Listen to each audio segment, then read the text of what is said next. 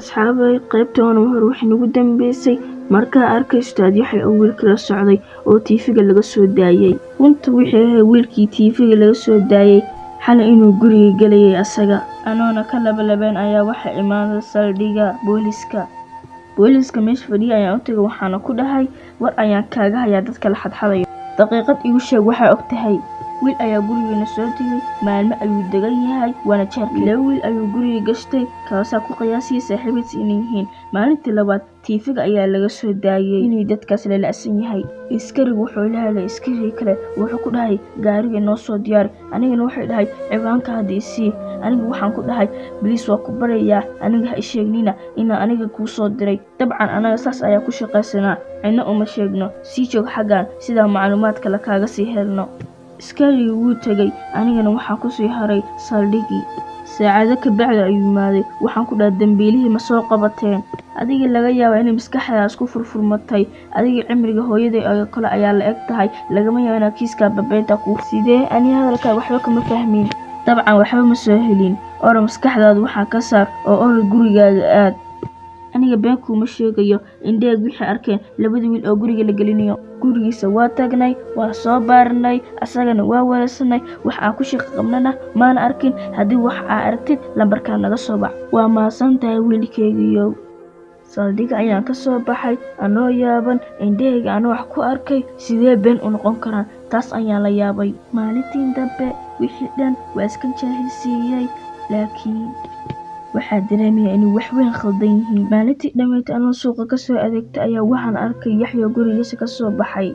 gurigeyga ayaa imaaday meelaha ayaan fifiyey sidoo aragaarka ugu dhadhaweyna arko. waxaa rabaa inaan galo gurigiisa aan soo ogaado sirtii booliiska soo ogaan waayeen. anoo gaadgaadmanaya ayaa waxaan galay gurigiisa. markaan soo galay si dhaqso ah ayaan rabay inaan wax kasta ku fiiriyo. waa siduu sheegay iskariga guriga waxba ma yaalaan. markaan rabay inaan guriga ka baxo waxaana arkay inuusan dhulka simneen waayo dhulka waxaa ku yaalay guri hoostiisa micnaha god. markaan rooga soo jeeday waxaan arkay baab kaloo sir ah. godka waxaa ka soo baxay ur aad u qormuun badan. anoo baqaya ayaan soo galay godka. urka saa'idka u uriyay micnaha waxaas lahaa waxaa joogtaa meelaha meydka lagu dhaqo. anoo socodkayga sii wata ayaan lugta waxaan ku dhuftay wax taasoo iga yaabisay wax aad iyo aad u naxdin badan. dhulkoo dhan waxaa yaalay wada lafo bida aadan. markaas ayaan gelgeliiray aniga cabsi darteed. moobeelkayga ayaan si degdega ula soo baxay waana suuray sidaan askariga ugu diro. fariin ayaa u raaciyay waxaana ku dhahay gudkan waxaa ka soo helay guriga Abu Yaxya. askariga markaas suuraanta u diray aan isdhahay soo bax waxaan arkay Abu Yaxya oo galaashay taagan wuxuuna igu dhahay haweeney cajuusada maxaa gurigay ku keenay. waxaan ku dhahay Yaxya maxaa sidaan u samaysay. hal daqiiqo ayaan sidaas kaaga dhigayaa haddaa warka badan iga daan weysid. baqdin ayaa la galgariiray wadnaha ayaa la istaagi gaaray.